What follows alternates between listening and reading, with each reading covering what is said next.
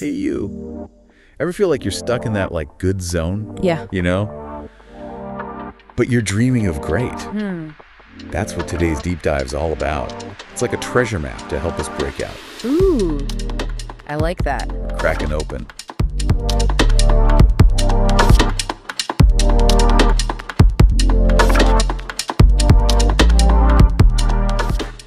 Jim Collins' Good to Great. A classic. It's a business classic that's helped, countless companies level up. Absolutely. Think of it as a guidebook to building something truly exceptional. But I gotta warn you, there are some unexpected twists along the way. You know what's so fascinating about Good to Great is that it tackles a question that keeps so many leaders up at night. Can a good company really transform into a great one? Right? You see some companies like those Silicon Valley legends we all know, they're born great. But for most, the path is a bit more mysterious. Right. It's like the difference between like winning the lottery and building a dynasty. Exactly. So how did Collins and his team even begin to like unravel this mystery? They started with a massive research project, like diving deep into the histories of companies that made that leap to greatness. And here's the thing. They didn't just cherry pick success stories. They compared these high flyers with similar companies that remained stubbornly good. It's like a controlled experiment in the wild world of business. Okay, so they're setting the stage for a showdown. Good versus great. Which companies actually made it into this elite great club? They uncovered 11 companies that truly made the leap. Abbott Laboratories, Circuit City, Fannie Mae, Gillette, Kimberly-Clark, Kroger, Nucor, Philip Morris, Pitney Bowes, Walgreens, and Wells Fargo. Okay, well, that's a pretty diverse list. It is. Now, you might notice that this list spans a variety of industries. Yeah, definitely. That's intentional. Collins wanted to see if the principles of greatness applied across the board, not just in specific sectors. So it's not about what you're selling, but how you're built. Exactly. Okay, so did they find any, like, common threads, any secret sauce that these companies shared? One of the most surprising discoveries, and maybe the biggest plot twist, was the idea of the Stockdale paradox. Ooh, Stockdale paradox. It's named after Admiral Jim Stockdale, a Vietnam PRW who endured years of brutal captivity. Okay, this sounds intense. How does a prisoner of war connect to building a great company? Stockdale survived by holding two seemingly contradictory beliefs. Unwavering faith in his eventual freedom and a stark acceptance of his brutal reality. So it's like he didn't sugarcoat his situation. He didn't, but he never lost hope. So it's about balancing optimism with a clear-eyed view of the challenges. How does this translate to the business world? Think of it this way. The good to great companies face their own prison camps, fierce competition, market crashes, internal struggles. They confronted these brutal facts head on, but they never wavered in their belief that they could not just survive, but thrive. You're like staring down a giant, knowing it's going to be a tough fight, but refusing to back down. Yeah. So they had the grit, the unwavering belief, but did they also have like a secret weapon, something that gave them an edge? They did, and it wasn't what you might expect. Collins calls it level 5 leadership. Now, you might be picturing charismatic CEOs. Yeah, like the Steve Jobs type. Right. But that's not what they found. Okay, this is already turning my assumptions upside down. Yeah. So if it's not the flashy leader, who is the level 5 leader? Think of them as quiet heroes, driven by a deep commitment to building lasting greatness for the company, not for their own egos. They often shy away from the spotlight, deflecting praise and attributing success to their teams. So it's less about being the star player and more about being the coach who builds a winning team. Do you have an example of this in action, one of those like aha moments from the research? Absolutely. Let's talk about Darwin Smith at Kimberly-Clark. When he took over as CEO, he had to face a harsh reality. Their core business paper was in decline. Oh, no. What did he do? What? He sold the mills. Wait, seriously? That's like a chef selling their ovens. How did that make sense? It was a bold, unexpected move, but it reflected Smith's level 5 leadership. He wasn't clinging to the past or letting his ego dictate the company's future. It was about making the best long-term decision for Kimberly-Clark. Right. Even if it meant challenging the status quo. Okay, so level 5 leaders lay the foundation. But you can't build a skyscraper on a foundation alone. What's the next step in this good to great construction project? It's all about getting the right people on the bus, and just as importantly, getting the wrong people off. Collins calls this first who, then what. It means assembling your dream team before you even figure out your destination. So it's like saying, I'm going to gather the best explorers, the most skilled navigators, and then we'll decide where to sail. Exactly. A great example of this is Dick Cooley at Wells Fargo. Okay. He built a phenomenal team, many of whom went on to become CEOs themselves. Wow. And here's the twist. He did this before even knowing what challenges banking deregulation would bring. Wow, that's putting a lot of faith in your people. It is. But I guess when you've got the best of the best, you can navigate any storm, right? That's the idea. Cooley's A-team tackled those deregulation challenges, brilliantly proving that having the right people in place is half the battle. Okay, we've got the right leader, the right team. It's like we've got the engine and the crew assembled. Yes. But we still need a course to chart. What comes next in this good to great journey? Now it's time to figure out the Hedgehog Concept. Hedgehog Concept. This sounds intriguing. Imagine 3 overlapping circles. Okay. First, what can your company be the best in the world at? Not just good, but the very best. Got it. Second, what drives your economic engine? What's the core activity that makes your company tick financially? And finally, what are your people deeply passionate about? Where does their energy and enthusiasm truly lie? So it's like finding that sweet spot. Yes. Where your talents, your passions, and your economic reality all align. You got it. It's not about forcing yourself into something you're not. Right. But rather discovering what you're uniquely capable of achieving. You've got it. It's about finding your company's true north, that guiding star that will lead you to greatness. Do you have a good example of a company that really nailed their hedgehog concept? A story that illustrates how this plays out in the real world? Let's talk about Abbott Laboratories. They realized they couldn't be the absolute best pharmaceutical company overall. Yeah. There were too many giants in that arena. Right. So they pivoted. They decided to focus on becoming a leader in cost-effective healthcare products. Okay. It was a field where they could excel and one they felt genuinely passionate about. So it's not about being the biggest fish in the ocean, but finding the right pond where you can truly dominate. They found their niche, their hedgehog concept, and really owned it. And that focus, that clarity of purpose is a big part of what propelled them to greatness. This is starting to feel like a blueprint for building an exceptional company. But I'm guessing it's not always a smooth ride. What are some of the roadblocks or challenges that companies face when trying to put these principles into practice? One of the biggest hurdles is discipline. Discipline. Okay. It's easy to get caught up in the excitement of a new vision or strategy. Right. But the real magic happens when you translate that vision into consistent, disciplined action. So it's not enough to just have a great idea. You need the willpower to execute it day in and day out. That sounds tough. It is. To illustrate this, Collins uses a rather unexpected example. Okay, what is it? He talks about Dave Scott, a 6-time Ironman champion. Oh, wow. This guy was already incredibly fit, but he would meticulously rinse his cottage cheese to remove any excess fat. Wait, seriously? Rinsing cottage cheese, that seems a bit extreme. It might sound quirky. It does. But it highlights the level of dedication and attention to detail that characterize these good to great companies. They were disciplined in every aspect of their operations. Yeah. Not just the big decisions, but the seemingly small everyday choices as well. So it's about building a culture of discipline, where everyone from the CEO to the frontline worker is committed to doing things the right way every single time. But what about the role of technology in all this? Surely technology must play a significant role in a company's transformation, right? That's where things get a little unexpected again. Unexpected? How so? I would have thought technology was crucial for innovation and growth. It is, but here's the twist.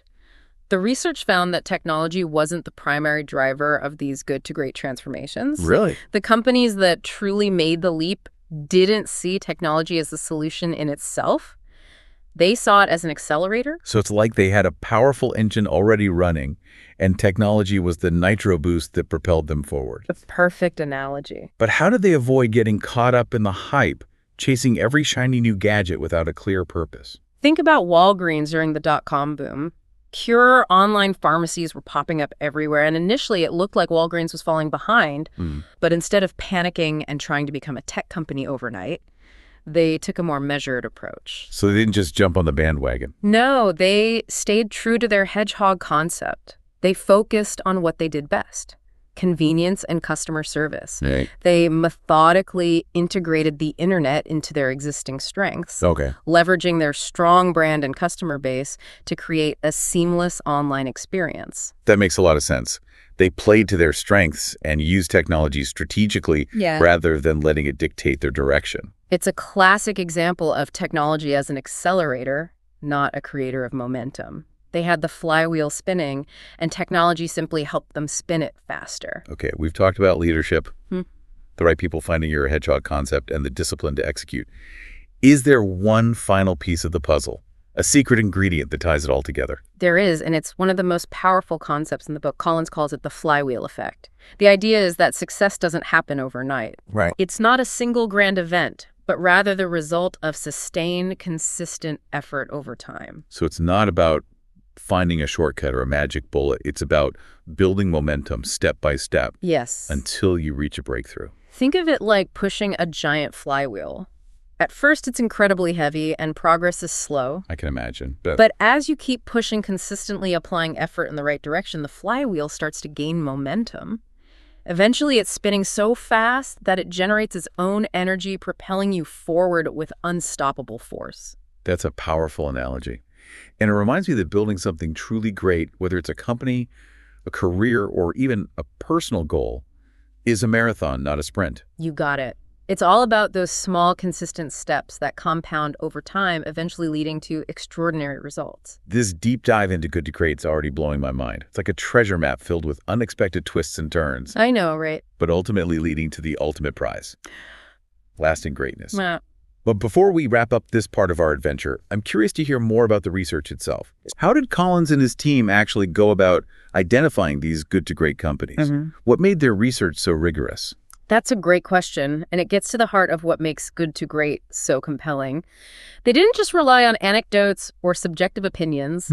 They approached their research with the precision of scientists. Wow. Determined to uncover the objective truth behind these transformations. So they weren't just sharing inspiring stories. They were looking for patterns, for evidence-based insights that could be replicated. Exactly. They wanted to understand the underlying principles of greatness, the timeless truth that could help any organization achieve enduring success.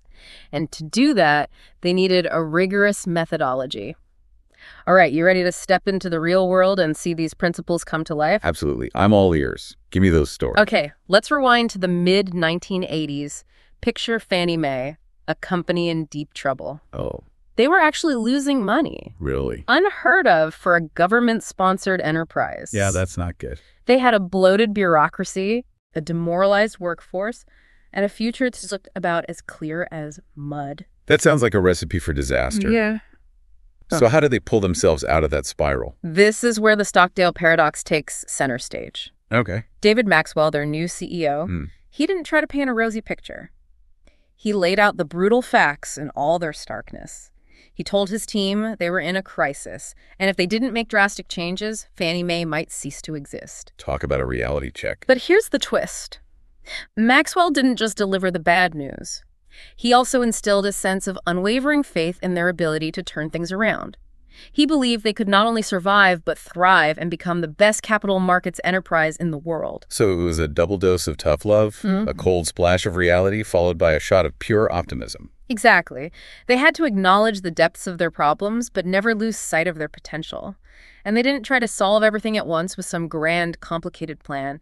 They started by focusing on the people. Maxwell brought in a new executive team, carefully selecting individuals who possessed the character traits and capabilities he knew were essential for success. First, then what in action? Getting the right people on the bus before figuring out the route.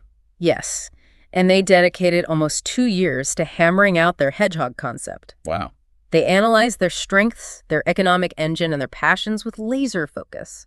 Finally, they landed on a clear understanding of what they could truly dominate, providing liquidity to the mortgage market. Oh. They had a unique ability to bundle mortgages and sell them as securities, and they saw the potential to become the best in the world at it. So they found their sweet spot, that unique advantage in the market. But how do you go from a bloated bureaucracy to a lean, mean operating machine? How did they build that culture of discipline? Maxwell believed in setting clear goals and holding everyone accountable. Mhm. He implemented rigorous performance standards and a system of rewards and consequences. Okay. But he also understood the importance of freedom and responsibility. He gave his team the autonomy to innovate and make decisions within that framework. So it was about empowering people to take ownership, not just micromanaging them. Exactly. They created an environment where people felt trusted and empowered to do their best work, but also where they knew they would be held accountable for the results. And how did that famous flywheel effect play out in Fannie Mae's story? Was it an overnight success or a slow and steady climb? At first, progress was slow. Yeah. They encountered a lot of internal resistance to change, Hmm. but they persevered. They kept pushing the flywheel, consistently applying effort in the right direction, and eventually they started to build momentum.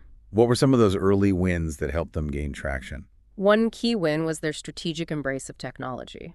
They recognized that technology could streamline their operations and give them a competitive edge. They invested heavily in building a state-of-the-art technology platform, which allowed them to process mortgages more efficiently and accurately. So they were ahead of the curve in leveraging technology. Yes, but it wasn't just about adopting the latest gadgets. It was about integrating technology into their Hedgehog Concept. Right. They used technology to amplify their core competency of providing liquidity to the mortgage market. They used technology as a tool, not a crutch. Exactly. And as they racked up these wins, their reputation improved, their workforce became more engaged, and their financial performance soared. Yeah. They went from bleeding money to becoming one of the most profitable companies in the world. That's a truly remarkable turnaround. It's like they cracked the code of greatness.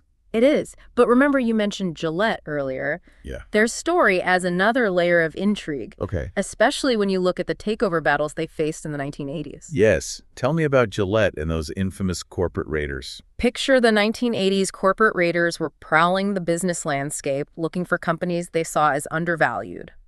Gillette, with its iconic razors and personal care products, was in their crosshairs. It sounds like a scene straight out of Wall Street, high-stakes drama, and ruthless ambition. Yeah. So how did Gillette respond to this threat? Coleman Mockler, their CEO, was under immense pressure to sell or break up the company. Oh, wow. Wall Street analysts and investors were clamoring for a quick win, urging him to cash out and reap the short-term profits. It must have been tempting to take the easy way out. It was. But Mockler and his team had a different vision. Okay. They were committed to building a great company for the long haul, Right. and they weren't willing to sacrifice that for a quick buck. Talk about conviction. They stood their ground, even when everyone else was telling them to run. They embodied the Stockdale paradox. Mm-hmm. They acknowledged the very real threat of a hostile takeover, Yeah. but never lost faith in their ability to prevail. So how did they manage to fend off these corporate wolves? What was their secret weapon?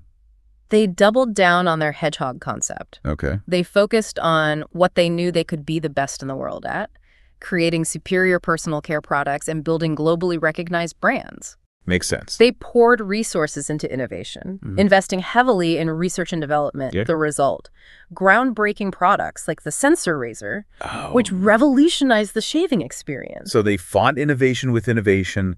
They used their strengths to counter the threat. Precisely. And they didn't neglect the human side of the equation. They recognized the importance of a strong organizational culture.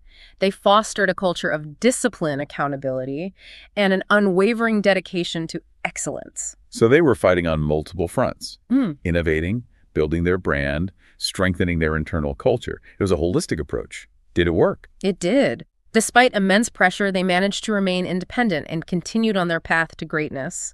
And in the end, their commitment to their long-term vision paid off handsomely for their shareholders. It's a classic David versus Goliath story. Yeah. But beyond just winning the battle, it sounds like Gillette's experience reinforced the importance of sticking to your core principles, even when facing enormous external pressures. Absolutely. It's a testament to the power of those good to great principles. Confronting the brutal facts, but never losing faith. Getting the right people on the bus. Finding your Hedgehog Concept. Building a culture of discipline. It's all coming together. These are the pillars of enduring success. These stories are so inspiring. They show that building a great company is about more than just luck or timing. It's about making tough choices, holding fast to your principles, and having the courage to pursue a long-term vision. Exactly. And what's so powerful about these stories is that they transcend the business world. They offer valuable lessons for anyone striving to achieve greatness in any area of life. I completely agree. But, we've been talking a lot about leadership vision and strategy. What about the people on the front lines, the employees who actually make things happen? How did these good to great companies engage their workforce? How did they create a sense of ownership and alignment around their goals? That's a crucial piece of the puzzle. Yeah. And it's where the real magic of transformation happens.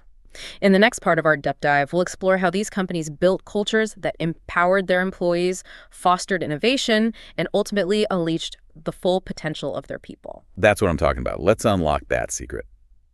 All right, we're back and ready to unlock the secrets of building a thriving company culture.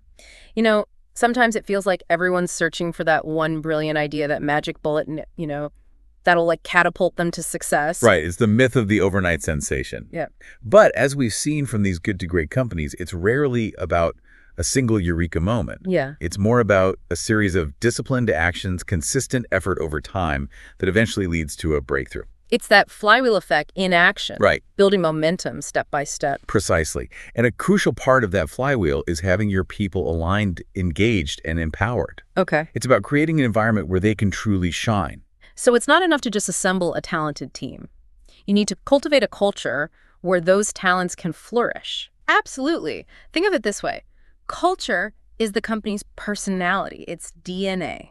It's the set of shared values, beliefs, and practices that guide how people behave and make decisions. Interesting. And the good to great companies were masters at cultivating cultures that supported their hedgehog concepts and fueled their flywheels. Okay, I'm loving this analogy. Yeah. So how did they actually create these high-performing cultures? Can you Yeah. just give me a real-world example? Let's take another look at Nucor, the steel company that went from near bankruptcy to becoming a titan in the industry.